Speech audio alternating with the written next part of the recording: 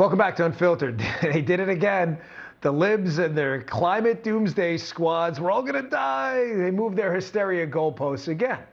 This time, the experts at the United Nations warn we have to end fossil fuels now. You better do it now, or we're all going to burn. The planet will be beyond the point of no return sometime after 2030. It keeps moving.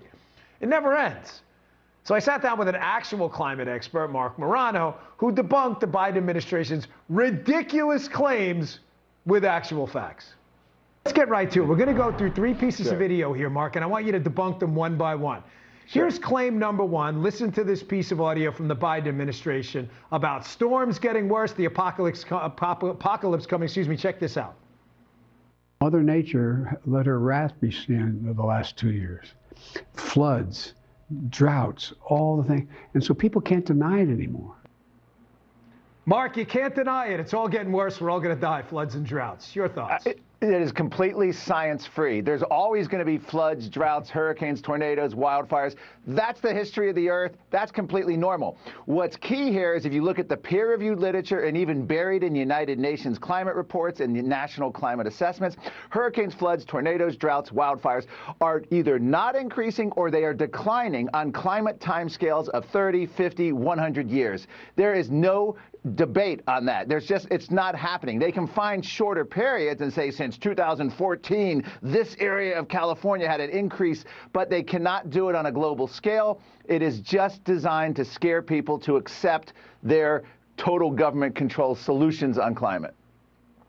Those numbers always get in the way of a good story with the left. Mark, here's claim number two about temperature increases. Take a listen. Sure.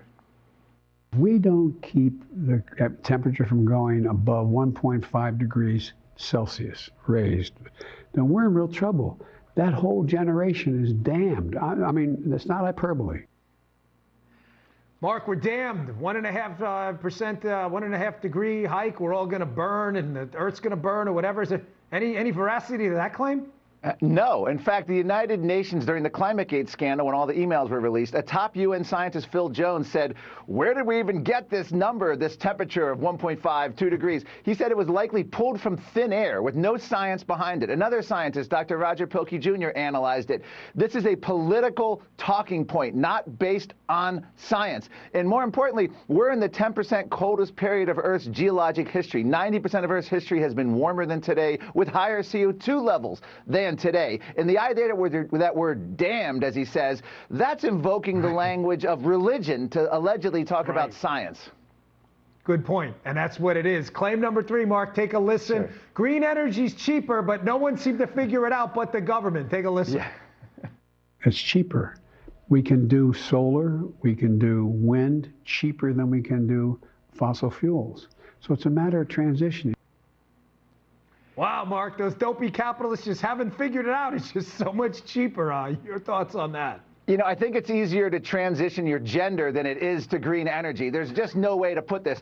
This green energy is not green, it's not clean, and it's not cheaper to replace fossil fuels. It requires fossil fuels to make green energy, wind and solar. It requires more reliance on China. It requires rare earth mining. And renewables dig the earth. Not in a Brady Bunch 1970s kind of way that they dig it, but I mean in a deep earth digging way.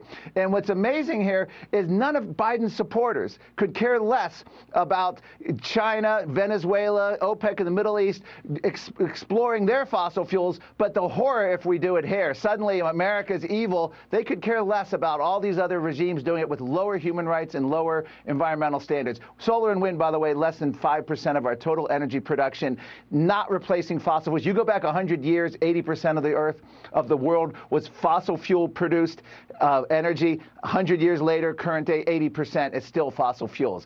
Nothing's happening quick without major technological breakthroughs. Such a great job. See, this is why our audience is so much smarter than left. We bring people like you on who have this thing called numbers and facts. Always gets in the way of their story, magically. Mark, thanks a lot for your time. Really appreciate it. Thank you, Dan. Appreciate it.